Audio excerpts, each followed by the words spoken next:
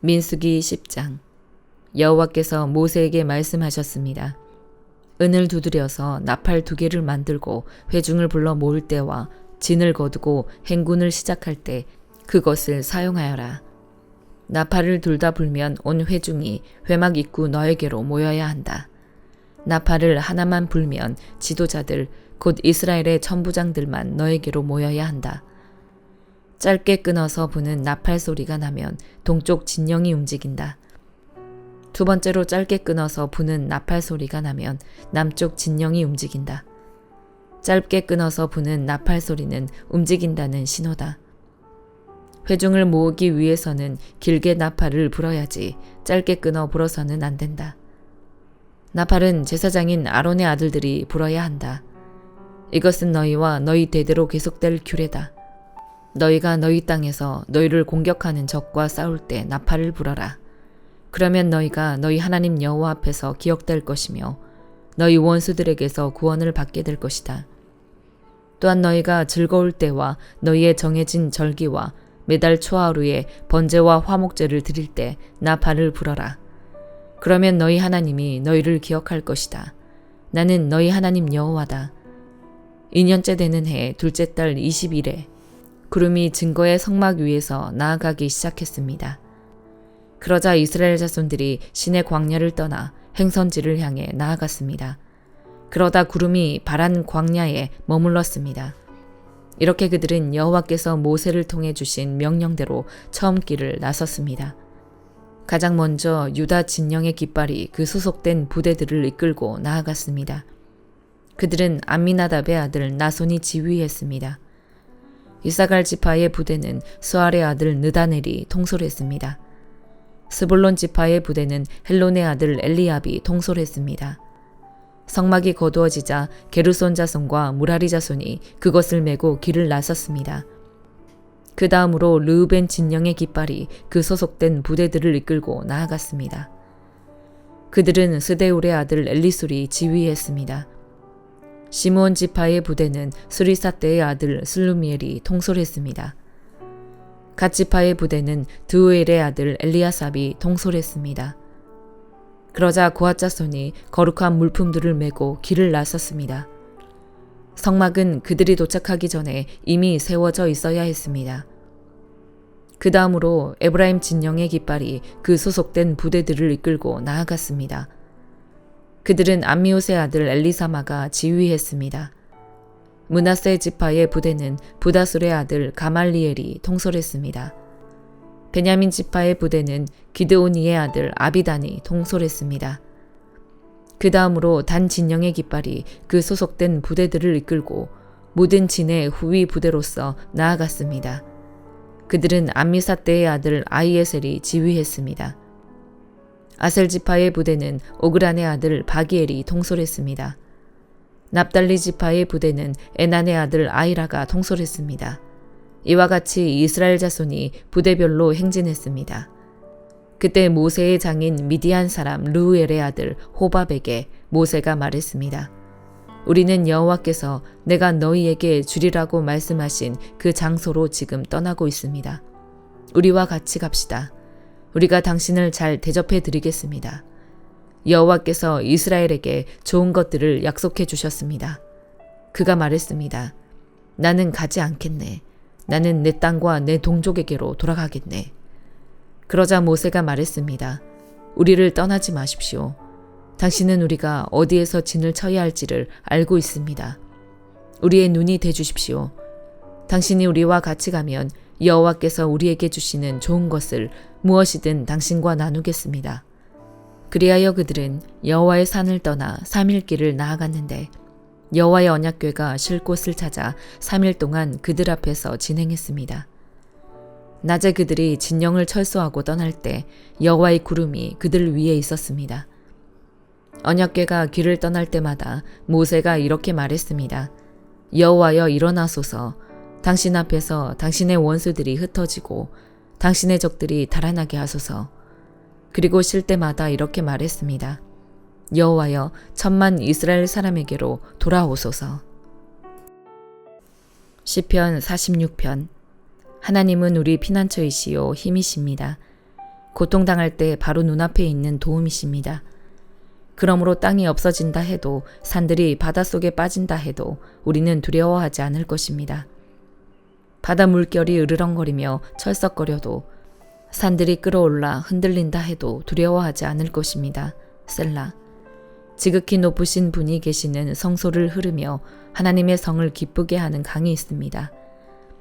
하나님께서 그 성 안에 계셔서 성이 흔들리지 않을 것이니 이것은 이른 아침에 하나님께서 도우시기 때문입니다. 이방 민족들이 소동을 일으켜 왕국들이 흔들렸지만 주께서 소리를 높이시니 땅이 녹아버렸습니다. 만군의 여호와께서 우리와 함께 계시니 야곱의 하나님은 우리의 피난처이십니다. 셀라. 와서 여호와께서 하신 일들을 그분이 어떻게 땅을 황폐하게 하셨는지를 보십시오. 그분은 땅끝까지 전쟁을 그치게 하시고 활을 부러뜨리시고 창을 두 동강 내시며 병거를 불태우십니다. 차분히 생각해 내가 하나님임을 알라. 내가 이방 민족들 가운데서 높임을 받고 내가 땅에서 높임을 받으리라. 전능하신 여호와께서 우리와 함께 계시니 야곱의 하나님은 우리 피난처이십니다. 셀라. 시편 47편. 오 너희 모든 백성들아 손뼉을 치라. 승리의 소리로 하나님께 외치라. 지극히 높으신 여호와는 두려운 분이시다. 온 땅을 다스리시는 위대한 왕이시다. 그분은 사람들을 우리 아래 복종시키시고 저 민족들을 우리 발 아래 두실 것이다. 우리를 위해 유산을 선택하셨는데 그것은 바로 그분이 사랑하시는 야곱의 자랑거리다. 셀라.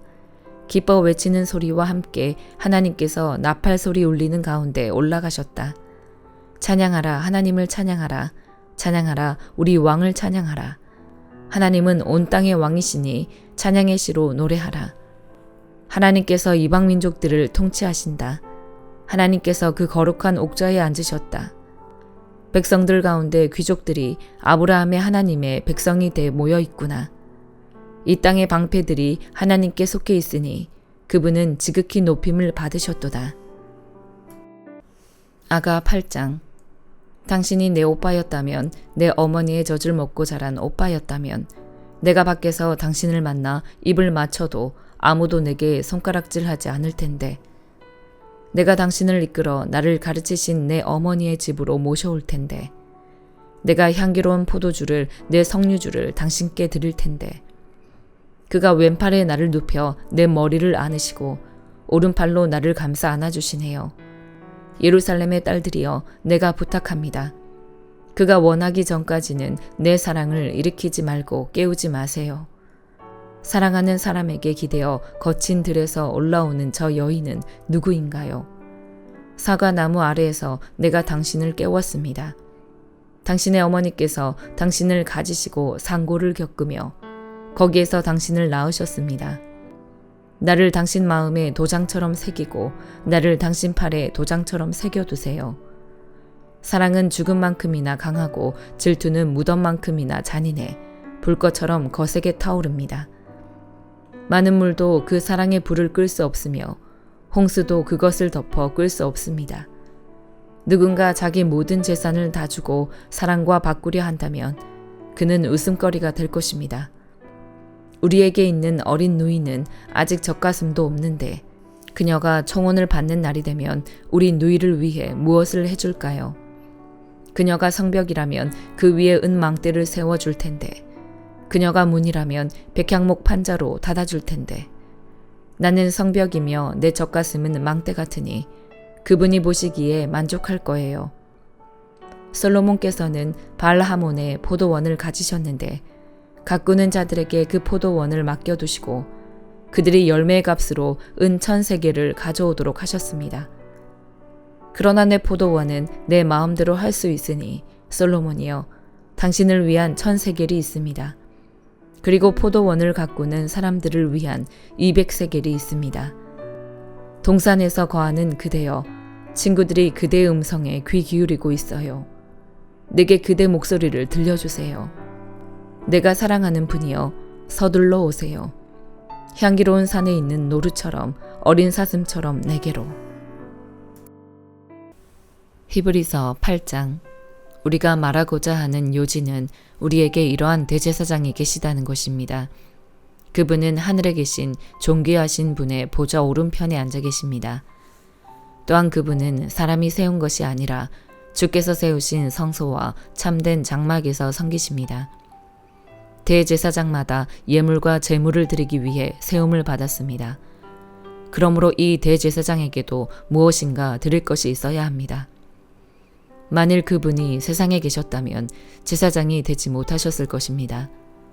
왜냐하면 세상에는 율법을 따라 예물을 드리는 사람들이 있기 때문입니다. 그들이 섬기는 곳은 하늘에 있는 것들의 모형이며 그림자입니다. 이것은 모세가 장막을 세우려고 할 때 지시를 받은 것과 같습니다. 말씀하시기를 산에서 너에게 보여준 모형대로 모든 것을 만들라고 하셨습니다. 그러나 이제 그분은 더 뛰어난 직분을 받으셨습니다. 그분은 참으로 더 나은 약속 위에 세워진 더 나은 언약의 중보자이십니다. 만일 저 첫 언약에 흠이 없었다면 두 번째 언약을 요구할 필요가 없었을 것입니다. 하나님께서 그들에게서 허물을 발견하시고 말씀하셨습니다. 주께서 말씀하신다. 보라, 날들이 이를 것이다. 내가 이스라엘 집과 유다 집과 더불어 새 언약을 세울 것이다. 주께서 말씀하신다. 그것은 내가 그들의 조상들의 손을 잡고 이집트 땅에서 이끌어낼 때 그들과 세운 언약과 같지 않다. 그들이 내 언약 안에 머물러 있지 않았고 그래서 나도 그들을 돌보지 않았다. 주께서 말씀하신다. 이것은 그날 후에 내가 이스라엘 집과 세울 언약이다. 내가 내 율법을 그들의 생각 속에 넣어주고 그들의 마음에 새길 것이다. 나는 그들의 하나님이 되고 그들은 내 백성이 될 것이다. 그래서 그들은 각각 자기 이웃이나 자기 형제에게 결코 주를 알라고 가르치지 않을 것이다. 이는 그들 가운데 낮은 사람으로부터 높은 사람에 이르기까지 모두 나를 알 것이기 때문이다. 내가 그들의 불의를 긍휼히 여기고 그들의 죄를 더 이상 기억하지 않을 것이다. 새 언약이라고 말씀하실 때 하나님께서는 첫 언약을 낡은 것으로 만드신 것입니다. 낡고 오래된 것은 곧 사라지게 됩니다. 아멘.